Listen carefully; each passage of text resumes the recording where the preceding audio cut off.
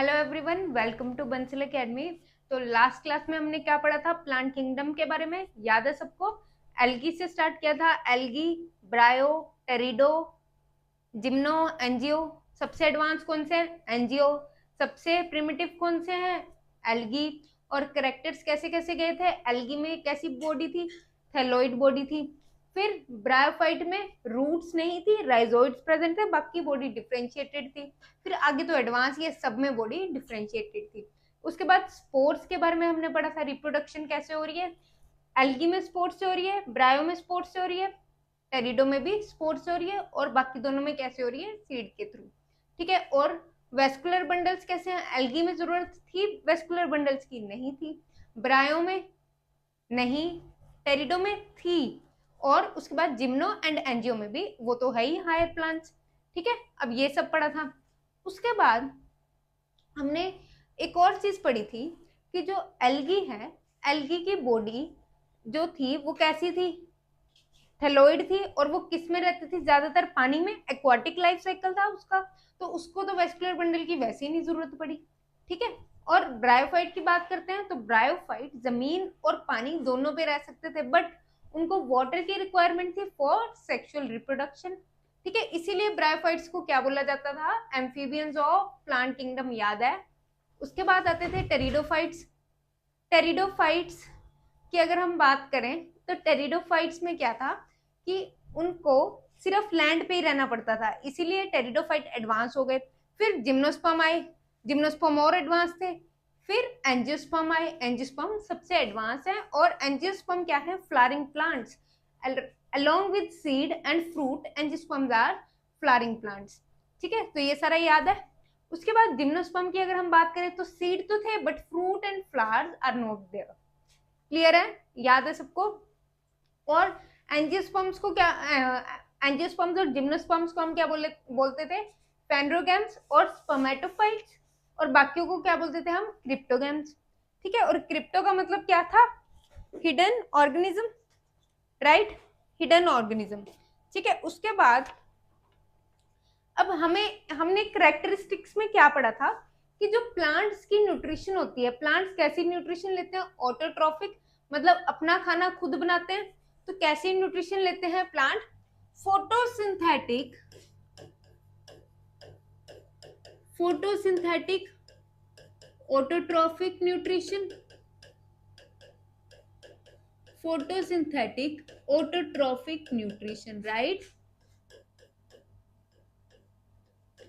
अब इस न्यूट्रिशन के लिए प्लांट्स को कुछ रॉ मटेरियल की जरूरत थी। ठीक है, वो रॉ मटेरियल क्या था? पहला, प्लांट को जरूरत थी कार्बन डाइऑक्साइड की, पहला रॉ मटेरियल। फूड बनाने के लिए प्लांट को जरूरत है कार्बन डाइऑक्साइड की। इसका मतलब ये है कि जैसे अगर आपके मम्मा या आप सब्जी बना रहे हो, अगर आप सब्जी बना रहे हो घर पे, तो उससे पहले आपको कच्ची सब्जी, मसाला, इन सब की जरूरत पड़ती है। तो ये क्या है? Raw material. ऐसे ही प्लांट को जरूरत पड़ती है कार्बन डाइऑक्साइड की। अब हमने बचपन से सुना है कि प्लांट की वजह से ही हम जिंदा हैं। तो उसका मतलब क्या है? क्योंकि प्लांट जो हम CO2 रिलीज करते हैं, प्लांट उसको एब्जॉर्व करते हैं। ठीक है, और प्लांट O2 रिलीज करते हैं जो हमारे लिए बहुत बेनिफिशियल है, जिसको हम इनहेल करते हैं। ठीक है, तो इसीलिए प्लांट्स को जरूरत होती है कार्बन डाइऑक्साइड की। अब ये कार्बन डाइऑक्साइड कहाँ से आती है? एयर से। ठीक है, दूसरा वाटर। अब ये वाटर कहाँ से आता है? पानी कहाँ डालते हो आप? सॉइल में डालते हो ना, रूट्स में। तो ये वाटर कहाँ से आता है? Through soil. ठीक है, सॉइल से आता है।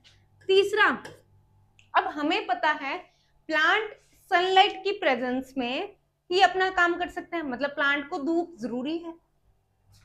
तो सनलाइट की प्रेजेंस में, अब यहाँ पे आपको कैसे पता चल रहा है? क्योंकि फोटो का मतलब लाइट होता है। ठीक है, लाइट की प्रेजेंस में सिंथेसिस, लाइट की प्रेजेंस में ही वो बनाते हैं, क्या बनाते हैं? फूड। तो सनलाइट कहाँ से आती है? सन से। ये तो क्लियर है। उसके बाद अब सनलाइट तो आ गई, बट सनलाइट को एब्जॉर्ब भी करना होता है प्लांट को। तो वो प्लांट सनलाइट को एब्जॉर्ब कैसे करता है? पकड़ के कैसे रखता है? With the help of chlorophyll. अब ये क्लोरोफिल कहाँ प्रेजेंट होते हैं? क्लोरोप्लास्ट में। क्लोरोप्लास्ट क्या है? आपने प्लास्टिड पढ़े थे, सेल वाला चैप्टर सबको याद है? उसमें प्लास्टिड पढ़े थे। प्लास्टिड हमने देखा था 3 टाइप के थे, क्लोरोप्लास्ट, क्रोमोप्लास्ट एंड ल्यूकोप्लास्ट। ठीक है, क्रोमोप्लास्ट ही आगे क्लोरोप्लास्ट बनाता था। ठीक है, सॉरी, है ना। अब क्लोरोप्लास्ट में ही क्या प्रेजेंट होता है? क्लोरोफिल प्रेजेंट होता है। क्लियर? जो ग्रीन कलर प्रोवाइड करता है। इतना क्लियर है सबको? चलिए, आई होप आपको क्लियर होगा। आगे चलते हैं। अब यहाँ पे इसकी एक इक्वेशन आती है, देखो। CO2 क्या है? Raw material. वाटर भी क्या है? Raw material. ठीक है, यहाँ पे क्या आया? सनलाइट आ रही है एक साइड से, सनलाइट चाहिए, और सनलाइट को पकड़ कौन रहा है? क्लोरोफिल चाहिए। और किसकी अवेलेबिलिटी चाहिए? क्लोरोफिल की। और बन क्या रहा है? फूड बन रहा है। फूड बना रहा है ना प्लांट। तो कैसे बना रहा है? C6H12O6। ये क्या है? कार्बोहाइड्रेट्स है। कौन सा है? ग्लूकोज। ग्लूकोज की फूड किसकी फॉर्म में बनाता है? ग्लूकोज की फॉर्म में। एंड बचा क्या? अब यहाँ पे O2 रिलीज कर रहा है प्लांट। O2 जो हम ले रहे हैं प्लांट से, वही O2। उसके बाद H2O। अब ये इतनी इक्वेशन आपको समझ आ गई। CO2 यूज कर रहा है, वाटर यूज कर रहा है, सनलाइट की प्रेजेंस में, क्लोरोफिल की प्रेजेंस में ग्लूकोज आ रहा है, फिर ग्लूकोज बना, O2 रिलीज हुआ, और H2O। ये सब क्या है? दोनों बाय प्रोडक्ट। ठीक है, जो बच रहा है। अब अगर हम बात करें, ठीक है, तो इसमें स्टेप्स क्या हुए? इसमें स्टेप्स क्या हुए? ये इस तरह से लीफ होता है। ठीक है, लीफ ग्रीन होता है, और लीफ पे ही क्या प्रेजेंट है? क्लोरोफिल प्रेजेंट है। लीफ पे क्या है? लीफ ग्रीन होता है ना, तो लीफ पे क्या है? क्लोरोफिल प्रेजेंट है। ठीक है, अब क्लोरोफिल लीफ पे प्रेजेंट है, तो लीफ क्लोरोफिल काम क्या कर रहा है? पहला तो absorption of light energy by chlorophyll. पहला काम क्या है? Absorption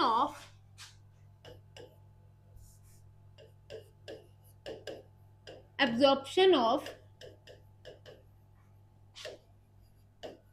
light energy by chlorophyll. पहला स्टेप ये हुआ। अब क्लोरोफिल ने लाइट एनर्जी को तो एब्जॉर्ब कर लिया। अब ये लाइट एनर्जी डायरेक्टली यूज नहीं होती। This light energy is being converted into chemical energy. Light energy is converted into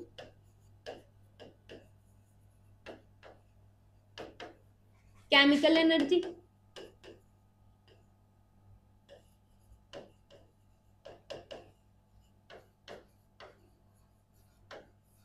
ठीक है, लाइट एनर्जी को किस में कन्वर्ट किया गया? केमिकल एनर्जी में। और जो वाटर यूज हुआ, वाटर को हाइड्रोजन में स्प्लिट किया गया। ठीक है, तो splitting of water molecules into hydrogen and oxygen में भी वाटर मॉलिक्यूल्स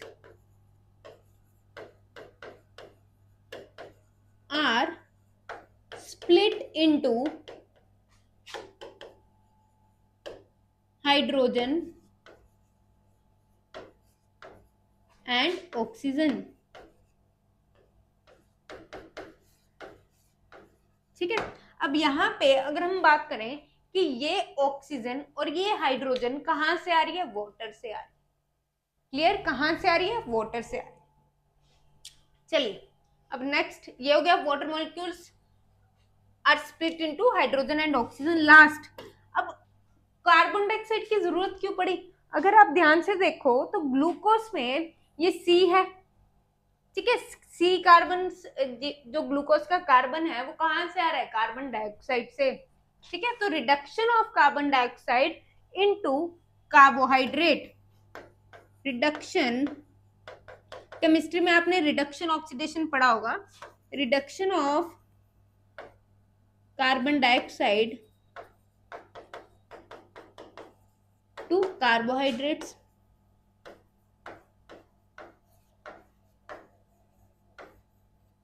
क्लियर इतना? ठीक है, चलिए ये क्या थे स्टेप्स ऑफ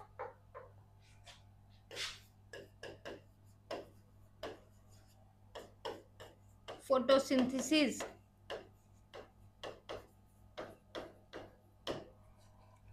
अब यहां पे ये तो हो गया प्लांट में। अब मैंने आपको एक और चीज बताई थी कि बैक्टीरिया में कैसे चलता है ये सारी चीजें। तो बैक्टीरिया की अगर हम बात करें तो बैक्टीरिया में क्या यूज हो रहा था, ऑक्सीजन की जगह सल्फर यूज हो रही थी। और मैंने आपको ये भी बताया था कि जो बैक्टीरिया हैं, बैक्टीरिया की बात करते हैं अगर हम, तो बैक्टीरिया में कुछ केमिकल्स को डायरेक्टली कन्वर्ट किया जाता है फूड में, ठीक है।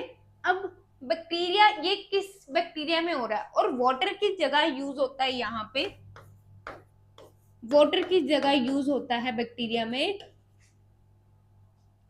हाइड्रोजन सल्फाइड, ठीक है, हाइड्रोजन सल्फाइड। अब यहाँ पे ये बैक्टीरिया कौन से हैं, कीमोसिंथेटिक बैक्टीरिया। कीमोसिंथेटिक बैक्टीरिया में भी कौन से वाले, कीमोसिंथेटिक, फोटोसिंथेटिक, कीमोसिंथेटिक, डिफरेंस समझ आ रहा है। और यहाँ पे इसकी एग्जांपल है पर्पल सल्फर बैक्टीरिया। क्या एग्जांपल है, पर्पल सल्फर बैक्टीरिया, ठीक है, क्लियर। चलिए अब इतना क्लियर हो गया होगा। अब मैंने आपको बता दिया कि ये तो ग्लूकोज बन गया, ठीक है, और O2 तो हमने ले ली। अब ग्लूकोज कहाँ गया, ग्लूकोज ये या तो प्लांट्स के पास स्टोर हो जाएगा, ठीक है, फूड स्टोर।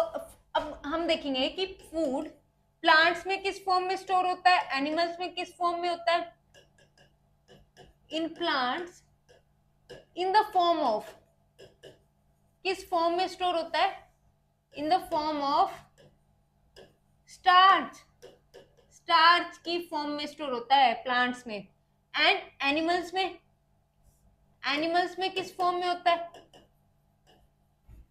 एनिमल्स में होता है ग्लाइकोजन की फॉर्म में। एंड फंजाई में किस फॉर्म में होता है, फंजाई में भी किस फॉर्म में होता है, ग्लाइकोजन की फॉर्म में। तो ये क्वेश्चन कई बार पूछा जाता है कि हम में या प्लांट्स में किसकी फॉर्म में होता है, स्टार्च की फॉर्म में, एनिमल्स में किसकी फॉर्म में होता है, ग्लाइकोजन की फॉर्म में, एंड फंजाई में किसकी फॉर्म में होता है, ग्लाइकोजन की फॉर्म में। क्लियर है, ठीक है। तो कार्बोहाइड्रेट्स का भी पता चल गया, O2 का भी पता चल गया।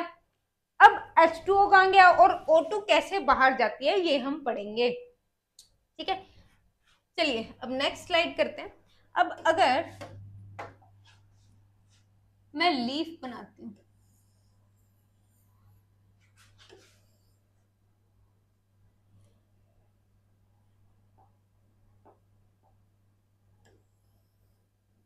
ठीक है, लीफ बनाती हूं ये। अब लीफ पे क्या प्रेजेंट है, एक टाइप के इस तरह से कुछ प्रेजेंट होते हैं, इस तरह के कुछ सेल्स प्रेजेंट होते हैं, ठीक है, जिनको हम क्या बोलते हैं, स्टोमेटा बोलते हैं, स्टोमेटा बोलते हैं। और ये लोअर साइड पे ज्यादा होते हैं, इसको बताती हूँ मैं, लोअर साइड पे क्या होते हैं, ज्यादा होते हैं, और अपर साइड पे कम होता है। मतलब अगर ये लीफ है तो अपर साइड पे कम होंगे और लोअर साइड पे ज्यादा होंगे। क्यों, इसका रीजन भी आपको बताती हूँ, ठीक है। तो ये आगे स्टोमेटा। अब लीफ के पार्ट्स देख लेते हैं, इसको बोलते हैं पेटियोल, लीफ पेटियोल बोलते हैं, इसको बोलते हैं लीफ लैमिना, ठीक है, लीफ लैमिना। अब अगर यहाँ पे स्टेम है तो लीफ जहां पे स्टेम से जुड़ी है इस पार्ट को क्या बोलते हैं, लीफ बेस बोल देते हैं। क्या बोलते हैं, लीफ बेस, ठीक है। और इसको लीफ लैमिना, ये पूरा लैमिना है, और ये जो है ये लीफ मार्जिन है, ये क्या है, लीफ मार्जिन। और लीफ के लैमिना पे क्या प्रेजेंट होते हैं, लीफ के लैमिना पे एक आउटर लेयर है एपिडर्मिस। लीफ लैमिना पे अगर हम लीफ को ऐसे देखें, ये लीफ थी, लीफ को ऐसे दिखा रही हूँ आपको। तो ये क्या है, आउटर लेयर सबसे ऊपर आपको जो दिखेगी वो कौन सी दिखेगी, एपिडर्मिस, आउटर लेयर एपिडर्मिस, और उसी पर क्या प्रेजेंट होते हैं, स्टोमेटा। ठीक है, अगर आपको माइक्रोस्कोप में कभी स्टोमेटा देखना है तो आपको एपिडर्मिस का सहारा लेना, लीफ एपिडर्मिस को स्लाइड के ऊपर रखना पड़ेगा और माइक्रोस्कोप में फिर दिखेंगे स्टोमेटा। ठीक है, इतना क्लियर है। अब यहां पे आती है बात स्टोमेटे की। ठीक है, प्रेजेंट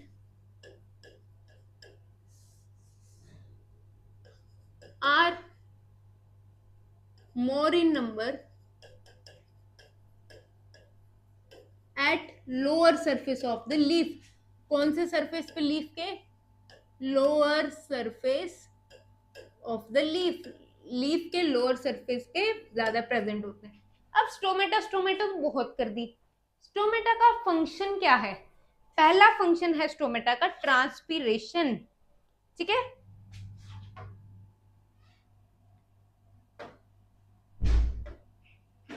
फंक्शन क्या है स्टोमेटा का, ट्रांसपीरेशन। अब ट्रांसपीरेशन क्या है,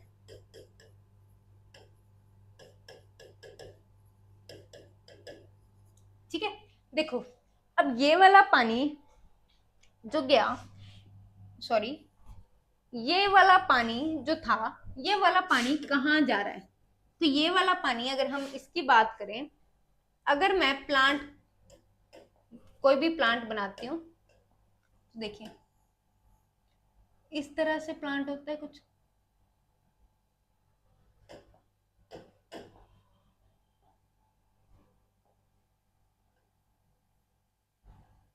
ठीक है, कुछ इस तरह से। यहाँ पे क्या प्रेजेंट है, रूट्स प्रेजेंट है। ठीक है, और यहाँ पे क्या है, मान लो लीफ प्रेजेंट,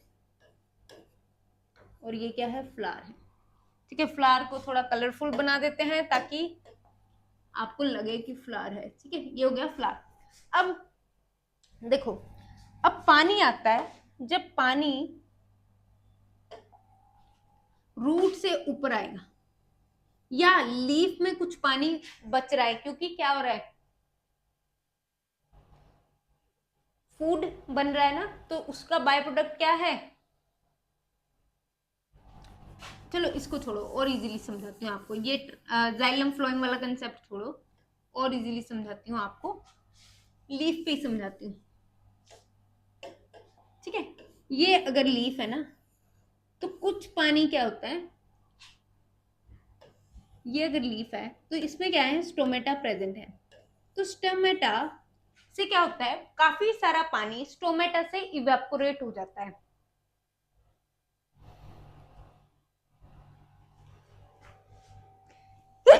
सॉरी।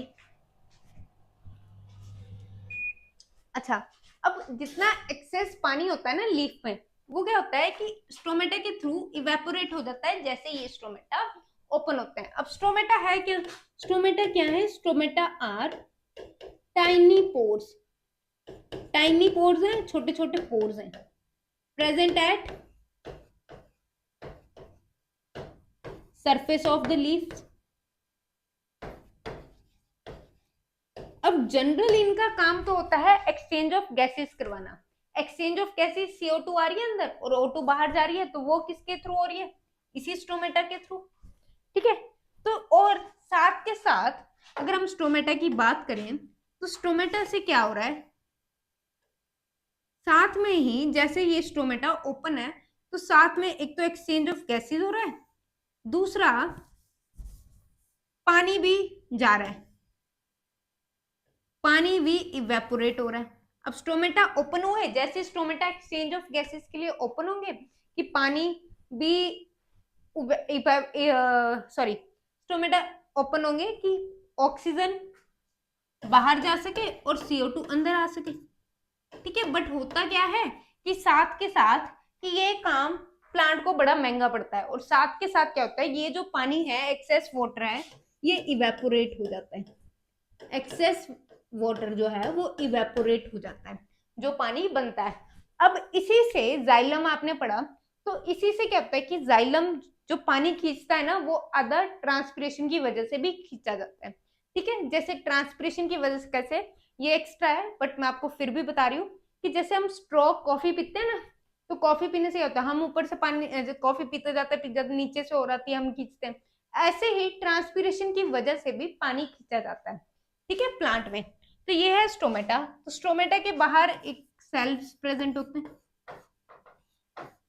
स्टोमेटा का काम क्या हो रहा है कि एक्सचेंज ऑफ गैसेस, और साथ के साथ क्या हो रहा है, पानी भी इवेपोरेट हो रहा है, इवेपोरेशन ऑफ वाटर। तो ट्रांसपिरेशन किसको बोला, इवेपोरेशन ऑफ वाटर। और यहाँ पे दूसरा काम क्या हो रहा है, second is exchange of gases. तो दोनों काम होते जा रहे हैं, दोनों काम होते जा रहे हैं। ठीक है, evaporation of water and exchange of gases. अब स्टोमेटा का क्या हिसाब किताब है, देखो। अब ये जो स्टोमेटा है ये ओपन स्टोमेटा है, पर स्टोमेटा क्लोज भी हो जाते हैं। स्टोमेटा क्लोज कब होते हैं, जब वाटर लॉस एक्सेस हो जाता है, तो ये स्टोमेटा क्लोज हो जाते हैं।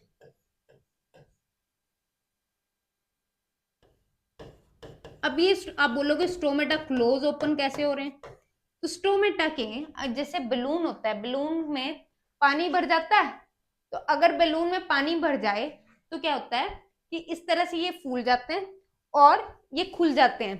और अगर स्टोमेटा से पानी निकाल दिया जाए तो ये स्टोमेटा श्रिंक हो जाते हैं। तो ये क्या है, क्लोज स्टोमेटा,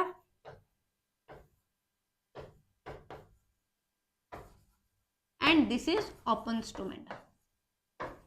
ये क्या है, open stomata. Clear point, close stomata and open stomata.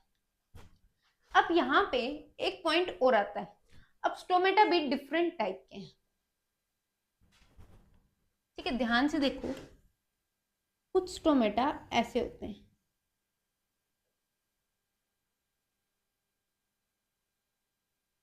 ठीक है, ये होते हैं मोनोकोट्स में। मोनोकोट्स में स्टोमेटा कैसे होते हैं, डंबल शेप्ड। करे थे ना एंजियोस्पर्म के दो टाइप, मोनोकोट्स एंड डाइकोट्स। तो डंबल शेप्ड स्टोमेटा किसमें होते हैं, मोनोकोट्स में। ठीक है, और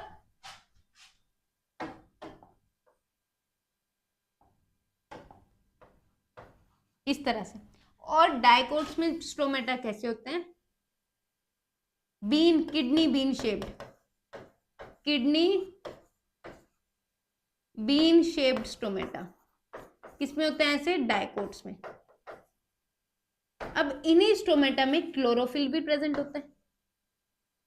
ठीक है, क्लोरोफिल भी प्रेजेंट होता है, दोनों में होता है, ऐसा नहीं सोचना है एक में होता है। ठीक है, क्लोरोफिल भी प्रेजेंट होता है और न्यूक्लियस भी प्रेजेंट है। Nucleus, chlorophyll. अब प्लांट सेल है तो हमें पता है वैक्यूल्स भी प्रेजेंट होंगे, वैक्यूल्स भी प्रेजेंट है। ठीक है, ऐसी सेम इसमें वैक्यूल्स, क्लोरोप्लास्ट एंड न्यूक्लियस सब प्रेजेंट है, जो प्लांट सेल में प्रेजेंट होता है। इतना क्लियर हुआ। डंबल शेप्ड स्टोमेटा किसमें प्रेजेंट होते हैं, मोनोकोट्स में। और किडनी शेप्ड स्टोमेटा किसमें होते हैं प्रेजेंट, डाइकोट्स में। डन। अब यहाँ पे एक और चीज आती है कि जो इनर वॉल होती है ना स्टोमेटा की, वो हमेशा थिक होती है। ये जो इनर वॉल है, क्योंकि इसको क्या होता है, इसको स्ट्रेचिंग करनी होती है ना, इस पर जोर पड़ता है, तो इसीलिए इनर वॉल हमेशा कैसी होती है, थिक होती है। याद रखना, inner thick walls.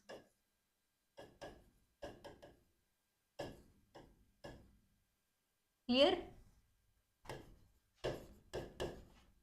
Inner wall के दोनों में होगी, इसको कंफ्यूज नहीं करना है। ठीक है, दोनों में होती है thick walls.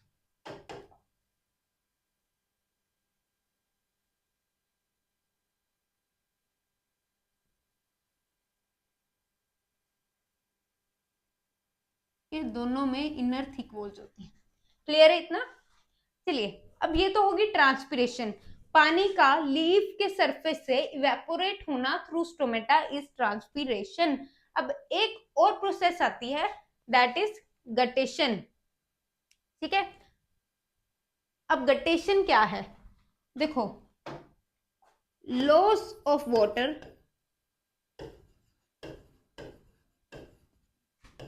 in the form of water droplets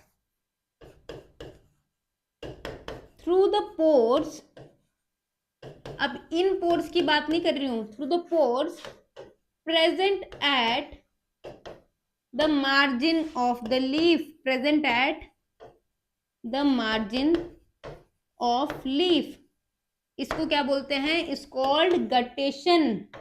क्या बोलेंगे इसको, गटेशन। अब ट्रांसपीरेशन और गटेशन में कंफ्यूजन तो नहीं होगी, क्योंकि ट्रांसपीरेशन देखो यह है लीफ, यह है leaf,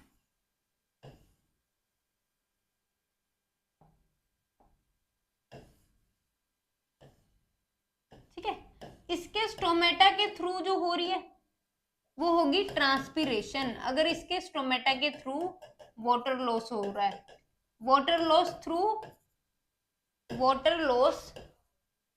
through stomata in the form of water vapours, किसकी फॉर्म में, वाटर वेपर्स की फॉर्म में, in the form of water vapours, इसको क्या बोलेंगे, ट्रांसपीरेशन। ठीक है, अब अगर तो ऐसे हो रहा है तो इसको क्या बोल रहा है, ट्रांसपीरेशन वाटर वेपर्स की फॉर्म में। बट अगर वही वाटर लॉस लीफ के मार्जिन पे हो, मार्जिन से पानी निकल के हो रहा है, जैसे सुबह कभी देखो तो कई बार क्या होता है, लीव्स बहुत गीले होते हैं, पानी निकल रहा होता है, ठीक है, पानी निकल रहा होता है लीव्स में से, वो क्या होती है, प्रोसेस गटेशन। ठीक है, उस प्रोसेस को क्या बोलते हैं, गटेशन। ठीक है, और ये गटेशन, ये जो पोर्स प्रेजेंट होते हैं, इन पोर्स को क्या बोलते हैं, हाइडेथोड्स के थ्रू होती है। अब डिफरेंस क्या है दोनों में, एक तो स्टोमेटा है, ठीक है, स्टोमेटा के थ्रू वाटर लॉस हो रहा है, ट्रांसपीरेशन। यहाँ पे हाइडेथोड्स की वजह से, हाइडेथोड्स क्या है, pores present at the margin of leaf, margin ये है, तो मार्जिन पे अगर कोई पोर्स प्रेजेंट होंगे तो उसको क्या बोल लेंगे हम, गटेशन। क्लियर है ट्रांसपीरेशन और गटेशन में डिफरेंस। चलिए, अब एक और बात आपको बतानी थी यहाँ पे, कि जब हम डेजर्ट प्लांट्स की बात करते हैं, if we talk about desert plants, तो डेजर्ट प्लांट्स में क्या होता है, देखो डेजर्ट प्लांट्स में जो एक्सचेंज ऑफ गैसेस होता है वो रात को होता है। मैंने आपको बताया ना, स्टोमेटा के थ्रू जो एक्सचेंज ऑफ गैसेस होता है उसके साथ साथ वाटर लॉस भी होता है, ट्रांसपीरेशन भी होगी। पर अगर डेजर्ट प्लांट में पानी तो पहले से कम है, इतना तो एब्जॉर्ब ही नहीं कर पाएंगे जितना उड़ जाएगा, ठीक है, पानी उनको यूटिलाइज करना है। तो इनमें जो फोटोसिंथेसिस होती है वो कब होती है, रात को। Photosynthesis occurs at night। Chlorophyll absorb कर लेता है सनलाइट को दिन में, बट फोटोसिंथेसिस कब होती है, रात को। ठीक है, बिकॉज अब क्यों होती है रात को, फोटोसिंथेसिस occurs at night, ठीक है, बिकॉज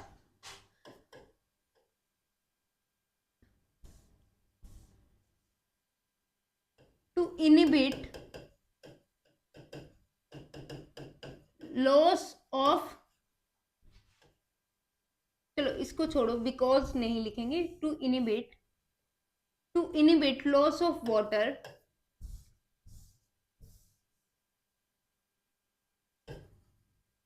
occurring through stomata।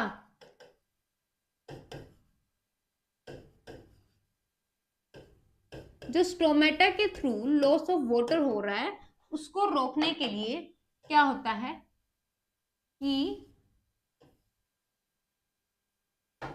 जो फोटोसिंथेसिस है वो कब होती है, रात को होती है, और सनलाइट को प्रिजर्व कर लिया जाता है दिन में।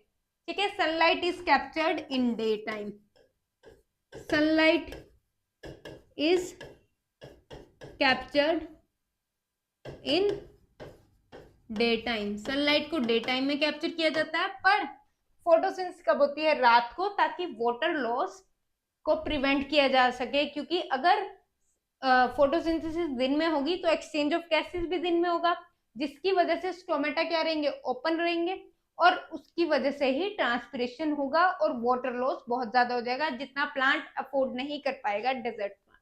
इतना क्लियर है? एग्जाम्पल डेजर्ट प्लांट की कोई अगर आपको पता हो, एग्जाम्पल इज कैक्टस, एग्जाम्पल क्या है? कैक्टस। ठीक है, डेजर्ट प्लांट।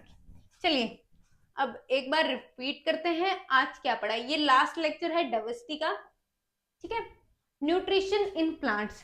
तो न्यूट्रिशन इन प्लांट्स कैसी होती है? फोटोसिंथेटिक होती है, प्लांट्स अपना खाना खुद बनाते हैं। अब कैसे बनाते हैं? उसके लिए रॉ मटेरियल चाहिए। रॉ मटेरियल क्या है? कार्बन डाइऑक्साइड है, वाटर है और क्लोरोफिल है, ताकि वो सनलाइट को ले सके, और सनलाइट तो है ही। फिर वो खाना कैसे बन रहा है? रिएक्शन चलती है, CO2 ली, वाटर लिया, सनलाइट और क्लोरोफिल क्या करेगा? सनलाइट को ट्रैप करेगा और उससे क्या बनेगा? फूड बनेगा, दैट इज कार्बोहाइड्रेट। फिर इसका बाय प्रोडक्ट क्या है? O2 निकलता है, जो हम बाद में लेते हैं बाय जब एटमॉस्फेयर में प्लांट रिलीज कर देता है, और वाटर। ठीक है, और प्लांट्स में फूड किसकी फॉर्म में स्टोर होता है? स्टार्च की फॉर्म में। आलू खाया, आलू में स्टार्च होती है। ठीक है, पता है ना, ब्रेड, व्हीट वगैरह में स्टार्च होती है। तो ये सारा क्यों होता है? क्योंकि प्लांट इसकी फॉर्म में ही स्टोर करता है खाने को। एनिमल्स में कैसे होता है? हम में कैसे होता है? ग्लाइकोजन की फॉर्म में। और फंजाई में कैसे होता है? ग्लाइकोजन की फॉर्म में। क्लियर है?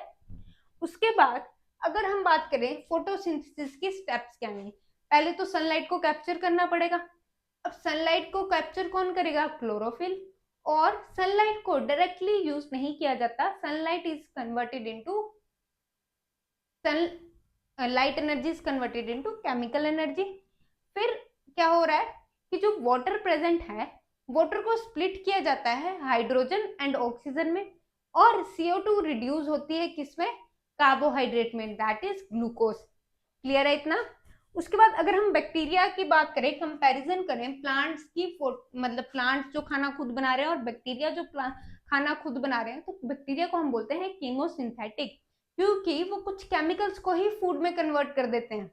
ठीक है, और वाटर की जगह क्या यूज करते हैं? सल्फर। इसीलिए इनको, इनकी एग्जाम्पल है पर्पल सल्फर बैक्टीरिया, इसलिए इनको पर्पल सल्फर बैक्टीरिया बोला जाता है। क्लियर है इतना?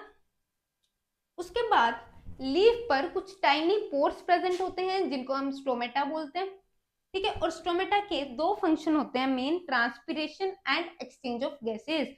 एक्सचेंज ऑफ गैसेस के साथ क्या हो जाती है? ट्रांसपिरेशन हो जाती है। और अगर आपको माइक्रोस्कोप में स्टोमेटा को देखना है, तो आपको लीफ एपिडर्मिस को लेना पड़ेगा, और लीफ एपिडर्मिस जो प्लांट की लोअर साइड वाली होती है, उस पर ज्यादा स्टोमेटा होता है, क्योंकि डायरेक्ट सनलाइट होगी तो वाटर लॉस ज्यादा होगा ना, तो इसीलिए स्टोमेटा नीचे वाली साइड अबंडेंट होता है, क्योंकि डायरेक्ट सनलाइट नीचे नहीं पड़ती है लीफ के। क्लियर? उसके बाद दो टाइप के स्टोमेटा होते हैं, मोनोकोट एंड डाइकोट में। मोनोकोट में कैसे होते हैं? डम्बल, और डाइकोट में कैसे होते हैं? Kidney shape. तो यहाँ पे लिख सकते हैं टाइप्स ऑफ स्टोमेटा। ये क्या है? Types of stomata. ठीक है, टाइप्स ऑफ स्टोमेटा। क्लियर? अब एक ट्रांसपिरेशन होती है कि loss of water in the form of water vapours through stomata is known as transpiration. Guttation भी एक प्रोसेस होती है। गटेशन में क्या होता है? Loss of water droplets through hydathodes. Hydathodes क्या है? Pores present at the margin of the leaf is called guttation. Clear? तो दोनों में डिफरेंस पता चल गया। चलिए अब नेक्स्ट आते हैं डेजर्ट प्लांट। अब डेजर्ट प्लांट में अगर स्टोमेटा दिन में ही ओपन हो जाएंगे तो क्या होगा? वाटर लॉस होगा बहुत ज्यादा, और इतना अफोर्ड नहीं कर पाएगा डेजर्ट प्लांट, राइट? तो इसमें क्या किया जाएगा? फिर प्लांट की जो फोटोसिंथेसिस है वो रात को कर दी जाएगी, क्योंकि दिन में क्या करेगा प्लांट? सिर्फ सनलाइट को ट्रैप करेगा। एक्सचेंज ऑफ गैसेस भी रात को चलेगा और फोटोसिंथेसिस भी रात को चलेगी, ताकि इस लॉस को, वाटर लॉस को प्रिवेंट किया जा सके। ठीक है, तो ये हमारा लेक्चर था और नेक्स्ट लेक्चर में मिलते हैं फिर। यहाँ पे प्लांट डाइवर्सिटी खत्म होती है। Thank you so much. अच्छे से करना और डीपीपीज अपनी सॉल्व करना और टेस्ट लगाते रहना। आई होप आपको सब क्लियर हो जाएगा, धीरे धीरे कंसेप्ट सारा क्लियर हो जाएगा। Thank you.